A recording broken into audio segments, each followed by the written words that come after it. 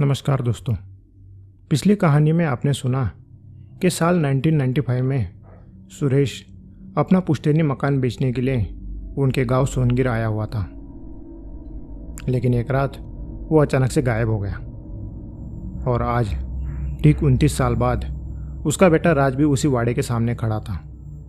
तकरीबन 29 साल पहले उसके पिता सुरेश इस वाड़े को बेचने के लिए यहाँ आए हुए थे और उसके बाद से वो अचानक से गायब हो गए।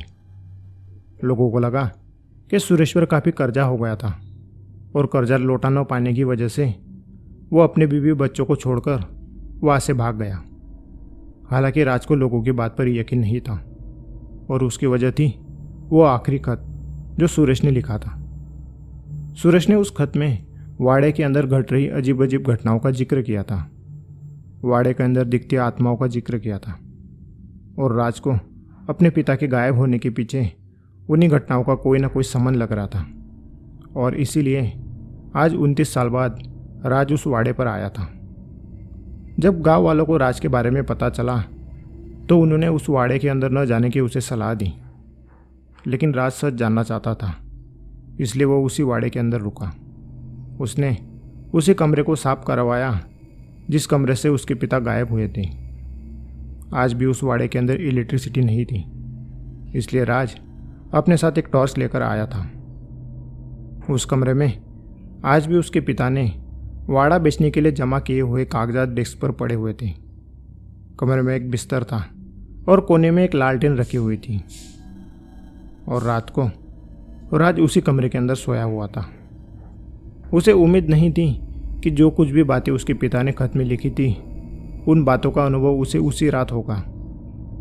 रात को तकरीबन 2 बजे अचानक से ठंडी हवा की वजह से उसकी नींद खुली। एक अजीब सा एहसास उसे होने लगा।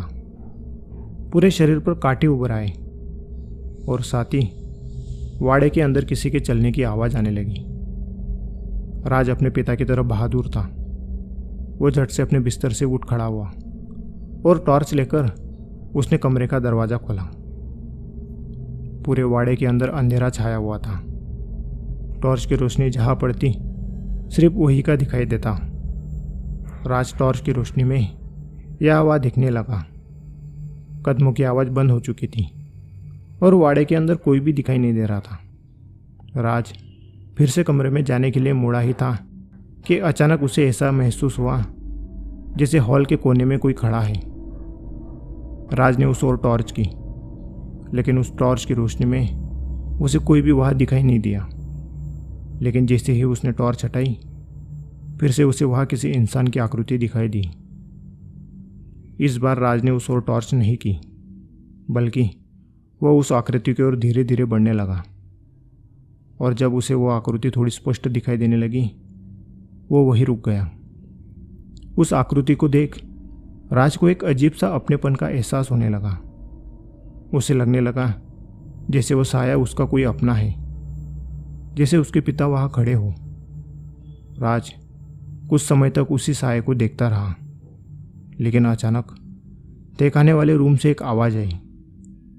राज ने उस ओर पलट कर देखा तो एक बड़ा सा काला साया उस कमरे में खड़ा था। साये को देख राज को एक अजीब सा डरावना एहसास होने लगा। उसके शरीर पर अचानक से कांटे उभर आए और एकदम से मनुष्यत उस वाड़े के अंदर फैल गई। अपने आप को बहादुर समझने वाले राज को अचानक वहाँ रुकने की अपनी गलती महसूस होने लगी। वो तेजी से वहाँ से भागना चाहता था, लेकिन वो पलट पाता तब तक अचानक से उसके पैर खींचे गए, जिससे उसका संतुलन बिगड़ गया और वो खींचता हुआ तहखाने की ओर जाने लगा। राज ने अपने आप को बचाने का कोई इंतजाम नहीं किया हुआ था। उसे मालूम नहीं था कि यहाँ की शक्ति उसकी जान भी ले सकती है। राज खींचता हुआ उस तहखाने की सीढ़ियों तक जा पहुँचा और वो तहखाने के अंदर जाता कि तभी किसी अदृश्य शक्ति ने उसका हाथ पकड़ लिया और वो उसे बाहर खींचने लगी। देखते ही देखते वो तहखाने से दूर हो गया और धड़ाम से तहखाने का दरवाज़ा बंद हो गया। दरवाज़ा बंद होते ही राज उस अदृश्य पकड़ से आज़ाद हो गया और फिर वो दौड़ता हुआ वाड़े से बाहर निकल गया। उस भयानक अनुभव के बाद राज उस वाड़े के आसपास भी नहीं रुकना चाहता था। वो सीधा गांव के अंदर चला गया। उसने जैसे तैसे गांव के अंदर ही रात गुजारी। अगली सुबह तक राज के साथ क्या हुआ था यह बात पूरे गांव में फैल गई। लोगों को लगने लगा कि अब राज भी यहाँ से चला जाएगा, लेकिन ऐसा नहीं हुआ। राज पहले से ही तय करके आया था कि उस वाड़े के अंदर के रहस्य को जाने बगैर वापस नहीं लौटेगा। वो जानना चाहता था कि आखिर उस वाड़े के अंदर क्या है और उसके पिता के साथ क्या हुआ था। उस हादसे के बाद राज कई सारे तांत्रिकों से मिला। उन्हें उस वाड़े के बारे में बताया। वाड़े को देखे बगैर कई सारे तांत्रिकों ने हाँ तो कह दिया था, लेकिन जैसे ही उन तांत्रिकों ने उस वाड़े के अंदर कदम रखे, उन्हें न जाने कैसा अनुभव हुआ। उन्होंने इस काम को करने से मना कर दिया। काफ़ी महीने इस काम में लगाने के बाद भी राज को कुछ समाधानकारक उत्तर नहीं मिला, तो उसे कहीं से राजेश नाम के एक पैरानॉर्मल एक्सपर्ट के बारे में सुनने को आया। राज ने राजेश को उस वाड़े के बारे में सारी बात बताई, उसे आया हुआ अनुभव और उसके पिता के खत के बारे में भी बताया। राजेश को इन कामों का काफ़ी अनुभव था। भूत, प्रेत, पिशाच, काली शक्तियाँ, काले जादू के बारे में वो अच्छे से जानता था। और तो और ऐसी शक्तियों से वो काफ़ी बार उलझ चुका था। अब अगर आपने मेरी पिछली कुछ कहानियाँ सुनी होगी तो आप उन कहानियों के जरिए राजेश से मिल चुके होंगे। हालांकि राजेश के बारे में और भी काफ़ी सारी रोचक बातें आपको बतानी बाकी हैं, जो आगे कभी मैं आपको बताऊंगा। अब आपको इसके बारे में सिर्फ इतना बता देता हूँ कि राजेश ऐसी काली शक्तियों से निपटना अच्छे से जानता था, इसलिए उसने बिना सोचे इस काम के लिए हामी भर दी। राजेश पहली बार उस वाड़े के अंदर गया था। वो दोपहर का समय था। गर्म हवा के झोंके खिड़कियों से आ रहे थे। फर्श पर धूल और मिट्टी की एक बड़ी सी परत थी, क्योंकि सालों से उस वाड़े की साफ सफाई नहीं हुई थी। राजेश जैसे जैसे वाड़े के अंदर घूमता गया, उसे एक नकारात्मक, निराशा और घृणा से भरी एक ऊर्जा का एहसास हुआ। उस ऊर्जा का पता लगाते हुए उसके कदम अपने आप ही तहखाने की ओर चल पड़े। तहखाने की ओर से एक ताकतवर शक्ति का एहसास उसे हो रहा था। उस शक्ति की वजह से उसके शरीर पर रोंगटे खड़े हो गए थे, लेकिन फिर भी वह उस शक्ति को और भी ज़्यादा नज़दीक से महसूस करना चाहता था, ताकि वो उस शक्ति के बारे में जान सके। इसलिए उसने तहखाने का दरवाज़ा खोला और उसे खोलते ही एक गर्म और उमस भरी हवा उससे टकराई। तहखाने के अंदर काफ़ी अंधेरा था और उस अंधेरे में कुछ भी देख पाना असंभव था। तहखाने के अंदर एक खिड़की भी थी, लेकिन उस खिड़की की कांच को काले रंग से ढक दिया गया था, जिस वजह से अंदर जरा भी रोशनी नहीं जा रही थी। राजेश ने अपनी जेब से टॉर्च निकाली और टॉर्च की रोशनी में तहखाने को देखने लगा। तहखाने की दीवारें काली पड़ चुकी थी। चिपचिपी बन चुकी दीवारों से जाले लटक रहे थे। सीढ़ियों पर अनगिनत कीड़े उस उजाले की वजह से यहाँ वहाँ दौड़ रहे थे। और उसी तहखाने के तल पर एक बड़ा सा गोल पत्थर दिखाई दिया। राजेश बिना तैयारी के आया था, इसलिए बिना जांच पड़ताल किए, उस शक्ति का आकलन किए बगैर वह तहखाने के अंदर उतरने की गलती नहीं करना चाहता था। इसलिए वह तहखाने के दरवाजे के पास ही खड़ा रहा और तहखाने के अंदर की शक्ति को परखने लगा। उस अंधेरे तहखाने के अंदर झांकते हुए उसे ऐसा एहसास होने लगा जैसे कई सारी आत्माएं अंदर किसी काली शक्ति के साथ स्थिर बैठी हों और वो उसे घूर रही हो। ऐसा लग रहा था जैसे वो उसके अंदर आने का इंतजार कर रही हो। ऐसा महसूस हो रहा था जैसे एक बड़ा सा ज्वालामुखी अंदर कैद हो और वो बस फटने की कगार में हो। राजेश अंदर की काली शक्ति को काफ़ी हद तक पहचान चुका था। जितना सोचा था उससे कई गुना ज़्यादा ताकतवर वो शक्ति थी। यह कोई सिर्फ भूत प्रेत वाला मामला नहीं था। राजेश बिना उस शक्ति को छेड़े वहाँ से निकल गया, क्योंकि उस काली शक्ति की वजह जाने बगैर वो कुछ भी नहीं कर सकता था। इसलिए वो गांव में घूमते हुए लोगों से उस वाड़े के बारे में पूछताछ करने लगा। उस वाड़े का जितना हो सके उतना पुराना इतिहास जानने लगा। इस काम के लिए उसने गांव के हर एक बुजुर्ग से मुलाकात की। राजेश वहाँ तकरीबन 3 दिनों तक रुका और जब उसकी तहकीकात पूरी हो गई तब उसे उस शक्ति के स्रोत के बारे में पता चला। और तब उसने वाड़े के अंदर से उस शक्ति को निकलवाने के लिए एक दिन तय किया। दिन के समय में उसने वाड़े के अंदर इस तरह से लाइट लगवाए कि वाड़े का कोई भी कोना उजाले से ना छूट पाए। तहखाने के पास भी एक लाइट लगवाया और एक लाइट रस्सी के सहारे अंदर की ओर छोड़ दिया। हालांकि उसने अभी तक लाइट चालू नहीं की थी। बाहर तहखाने की खिड़की जो जमीन से सटकर थी, उस खिड़की को रस्सियों से बांध दिया और उन रस्सियों को एक ट्रैक्टर से बांध दिया। इस काम के लिए उसने शाम के 5 बजे का समय चुना। उसने राज को ट्रैक्टर पर बिठाते हुए कहा कि उसके वाड़े के अंदर जाने के बाद अगर वो 15 मिनट में बाहर नहीं आया तो उस खिड़की को उखाड़ दें। उसके बाद राजेश अपने चमड़े की बैग लेकर उस वाड़े के अंदर चला गया। वाड़े के अंदर शाम के डूबते सूरज की थोड़ी बहुत ही रोशनी वहाँ पड़ रही थी, क्योंकि सारी खिड़कियों की कांच धूल और मिट्टी से ढक चुकी थी।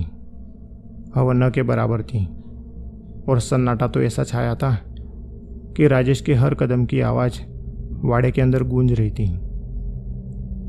राजेश ने बैग से एक पानी की बोतल निकाली जिसके अंदर अभिमंत्रित पानी था और वो यहाँ वहाँ छिड़कता हुआ उस तहखाने के पास जाने लगा।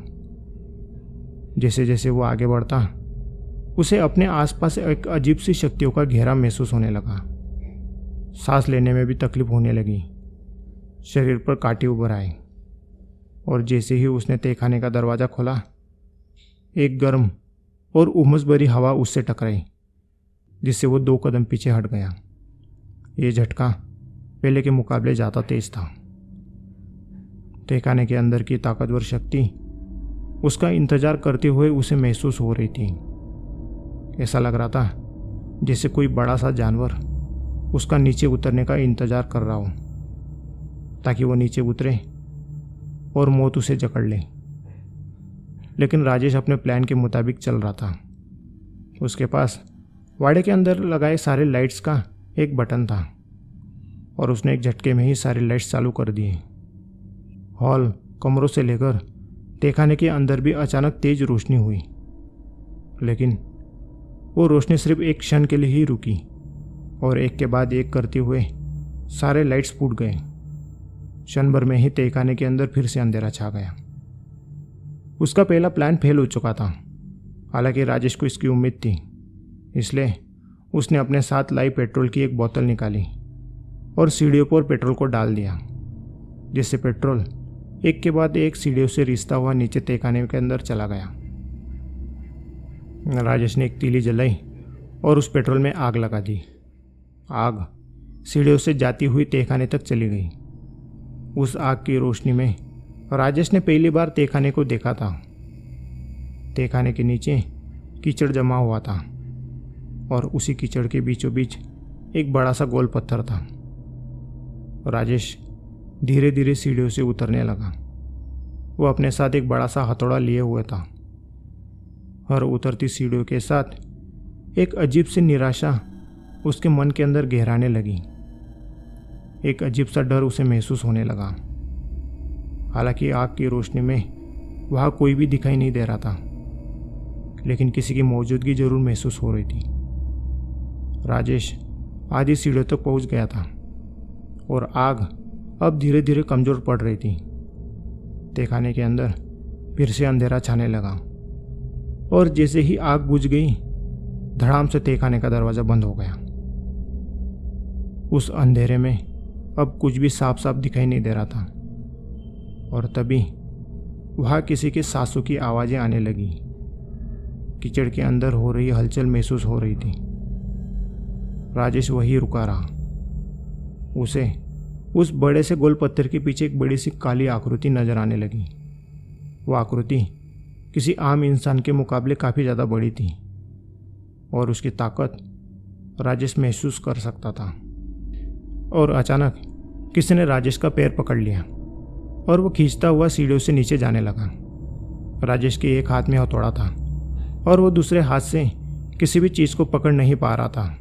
सारी सीढ़ियाँ उमस की वजह से फिसलन भरी हो चुकी थी, जिस वजह से वो घसीटता हुआ नीचे कीचड़ में जा गिरा। वहाँ घुटनों तक कीचड़ था। राजेश जैसे तैसे उठ खड़ा हुआ और बाहर निकलने की कोशिश करने लगा, लेकिन तभी कीचड़ से अचानक से कई सारे हाथ बाहर निकलने लगे। उन हाथों ने राजेश के दोनों पैर को जकड़ लिया और वो उसे नीचे खींचने लगे। उन हाथों की ताकत इतनी थी कि राजेश उनका सामना नहीं कर पाया और वो कीचड़ के अंदर गिर गया। वो हाथ उसके सिर को कीचड़ के अंदर दबाने लगे। राजेश पूरी ताकत के साथ उठने की कोशिश करने लगा, लेकिन उस काली शक्ति की ताकत के सामने उसका बस नहीं चला। उसके मुंह और नाक के अंदर कीचड़ जाने की वजह से उसकी सांस रुक गई। उसकी धड़कन धीरे धीरे कम होती गई।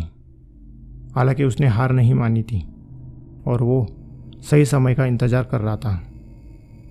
तभी धड़ाम से एक जोर की आवाज़ हुई और डूबते सूरज की तेज रोशनी तहखाने के अंदर आई। राज ने तहखाने की खिड़की को तोड़ दिया था और सूरज की तेज रोशनी तहखाने के अंदर आते ही राजेश के ऊपर हावी हो चुकी ताकत कमज़ोर पड़ गई। राजेश पूरी ताकत के साथ झटका देता हुआ उठ खड़ा हुआ। उसने एक हाथ से अपना चेहरा साफ किया और दूसरे हाथ के अंदर पकड़ा हुआ हथौड़ा कीचड़ से बाहर निकाला। फिर दोनों हाथों से उस हथौड़े को ऊपर उठाते हुए उसने वहाँ रखे उस गोल पत्थर पर एक आघात किया और एक ही आघात में उस पत्थर के 2 टुकड़े हो गए। पत्थर टूटते ही उस पत्थर से खून निकलने लगा और उस गोल पत्थर के अंदर से कंकाल बन चुकी एक लाश बाहर निकली। उसके बाद वह काफ़ी शांति छा गई। कीचड़ से बाहर निकलते हाथ अपने आप अंदर चले गए। खुली खिड़की से बाहर की हवा अंदर आने लगी और उमस भरी हवा धीरे धीरे कम होती गई। निराशा और घृणा वाला एहसास भी अब वहाँ नहीं था। अब वहाँ किसी तरह की शक्ति का एहसास राजेश को नहीं हो रहा था। उसके बाद कीचड़ से सना राजेश बाहर आ गया। उसके कपड़े कीचड़ और खून से भर चुके थे। फिर राज ने उसे नहाने के लिए पानी और साफ कपड़े दिए। शाम को गांव के अंदर एक बैठक बैठी और जब गांव वालों ने उस वाड़े के बारे में पूछा तो राजेश ने उस वाड़े के अंदर की उस काली शक्ति के बारे में बताना शुरू किया। मैं जब पहली बार उस वाड़े के अंदर गया तो मुझे उस वाड़े के अंदर ना सिर्फ आत्माओं की बल्कि एक अजीब सी ताकतवर शक्ति का एहसास हुआ। ऐसी अमानवीय शक्तियाँ जो इस दुनिया में वास करती हैं और अक्सर कुछ लोग अपने अनैतिक कार्यों के लिए उन शक्तियों को जागरूक करते हैं। जब उस वाड़े के बारे में मैंने और छानबीन की तो पता चला कि वाड़ा तकरीबन 40 साल से बंद था और उन्हीं 40 सालों के बीच इस गांव के बाहर एक कबीला आकर रुका था। वो लोग अपने साथ जानवर लेकर आए थे और वो अपने जानवरों के साथ एक गांव से दूसरे गांव प्रवास करने वाले कबीले थे। अब वो जो कबीला आया था वो लोग किसी तरह की काली शक्ति के उपासक थे। ऐसे लोग जहाँ भी जाते हैं उनकी उपासक काली शक्तियों को जागरूक कर देते हैं। जब वो कबीले वाले यहाँ आए तो उन्हें इस वाड़े के और उसके तहखाने के बारे में पता चला। अब वाड़े के अंदर तो कोई रहता नहीं था। वो वाड़ा गांव के थोड़ा बाहर भी था और गांव वाले भी इस ओर ज़्यादा आते नहीं थे। उन्हें इसी तरह की शांत जगह चाहिए थी। अक्सर ऐसी काली शक्तियों के लिए शांत और सूरज की रोशनी से दूर की जगह लगती है।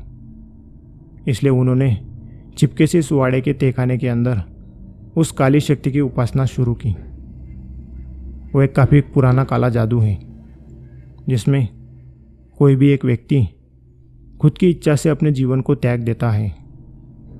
उस व्यक्ति को जिंदा ही एक मिट्टी के गोले के अंदर चुनवा दिया जाता है और फिर शुरू होती है काली शक्तियों को जागरूक करने की विधि।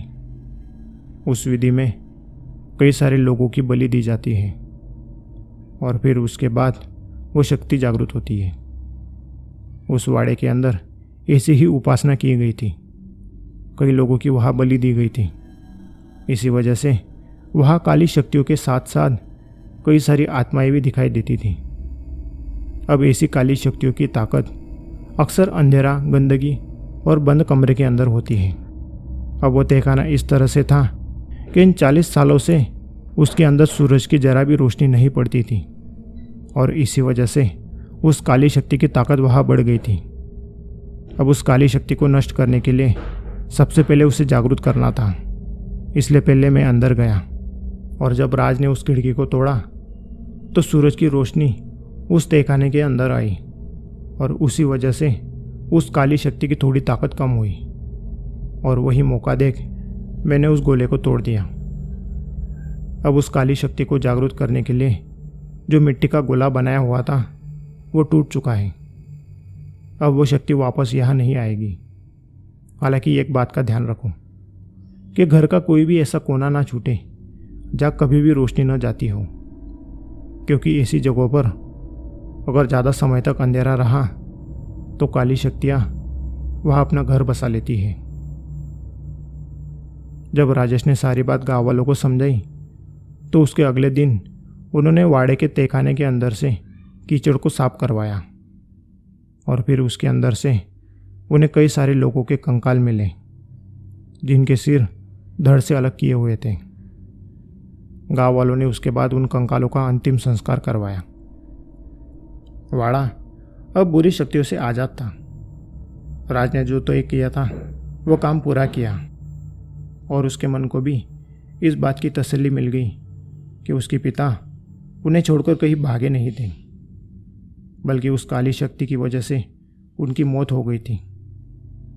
उस रात जब राज ने उस काले साये को देखा था और तहखाने के अंदर से उसे खींचते हुए जिस शक्ति ने उसे बचाया था, उसे लग रहा था कि वो आत्मा उसके पिता की ही होगी। उस घटना के बाद राज कई दिनों तक उस वाड़े के अंदर ही रहा, लेकिन फिर कभी उस बुरी शक्ति का एहसास उसे नहीं हुआ।